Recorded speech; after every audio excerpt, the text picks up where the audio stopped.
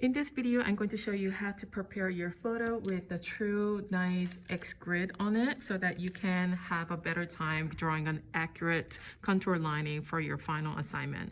By the way, your contour lining assignment is a major grade, so you really want to do well. So this X grid is going to help you very much. Now, let's get started. Go to photo, and you want to open up the photo that you are going to use. Go to an edit setting, and I want you to go to a crop button here. Choose the little brackets here with an arrow. Go ahead and select that.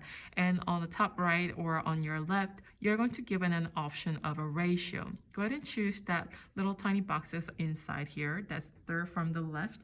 And you're going to choose 3 to 4 inch. Notice that your photo changes a little bit, and that's perfectly fine because we want to work with the right ratio right away. So once you do that, go ahead and choose done. And you're going to save that photo. Go to an app store and you're going to choose a tracing buddy. Once you have that downloaded, you're just going to type in tracing buddy. It should pop right up with the little mannequins here, and go to open. And you're going to choose the right setting here. Now, I want the ratio, let me just see if I did save it.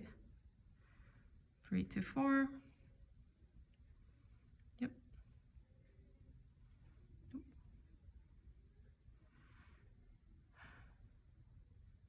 Yeah, we should be good.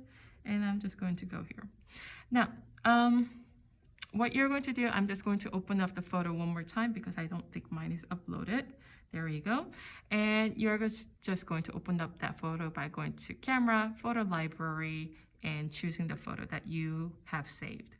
Go to next, and you're going to have a setup that you need to follow this to the number. Make sure you uncheck the squared grid here and choose horizontal 6, vertical to be 9. Your grid ratio aspect needs to be also 6 to 9.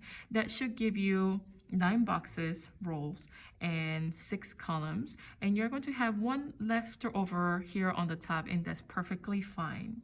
Make sure that you choose middle alignment for the horizontal, but vertical to be down so that you have one clear box on the bottom. Again, make sure it's unchecked square grid, 6, 9, 6, 9, center and bottom on the right hand side. Now, if your picture is just so happens to be horizontal, you just need to flip it. So your square grid needs to be unchecked as well, and yours needs to be 9, 6, 9, 6, and middle and to the left and to the bottom.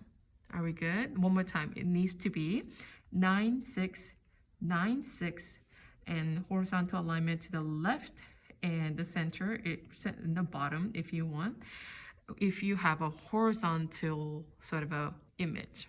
So I'm going to go ahead and select that, and yours is going to look something like this. Now, in certain dark area, it's really hard to see with the black and black, so we are going to change the color. Go to the grid here and choose the color palette to be magenta, or something else. It's really up to you so that it's really easy for you to see. Now it's time for us to put in X on each square. Go to an X here and choose the first box, and you're going to choose the box with an X. That's going to give you pretty nice triangles and all over. Now, personally for me, this is a little confusing because there are too many boxes. So I like to change the colors or change the value of these X's. I'm going to choose opacity color, which was the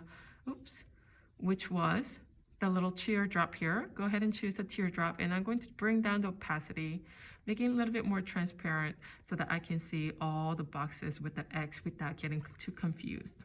Now, one good thing about this work, you can sort of click on one box and see the images underneath. Again, you can look at that box and draw that box. It breaks it down for you so that it's easier for you to draw.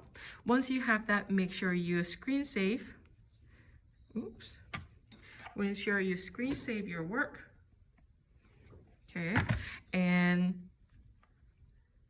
save this on your file so that we have some sort of backup just in case something happens to your photo. Okay, and that should help you with everything. I hope you were able to put on the grid, and next I'm going to show you how to put on the grid on a white piece of paper.